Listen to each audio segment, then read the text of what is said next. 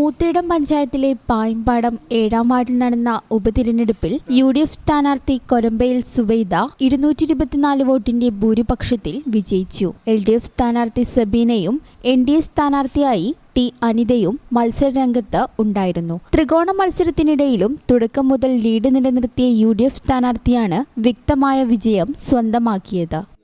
ഈ channel news Malappuram. അമ്മേടെ യൂണിവേഴ്സിറ്റിന്ന് admit card വന്നുട്ടോ. ആഹാ, അത് നന്നായല്ലോ. അപ്പോ ഈ വിസയും ടിക്കറ്റൊക്കെ വേഗം ശരിയാക്കേണ്ടി വരില്ലേ കണ്ണാ? വേണം. കാശ് എത്ര വേണ്ടി വരുടാ? ഒരു 4-5 ലക്ഷം എന്തായാലും വേണ്ടി വരും. എത്ര ദിവസം കിട്ടും നമുക്ക്? 20-25 ദിവസം.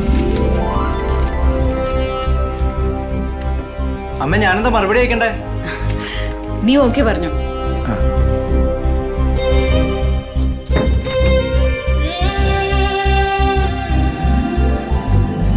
KSFE, ഈ നാടിന്റെ ധൈര്യം.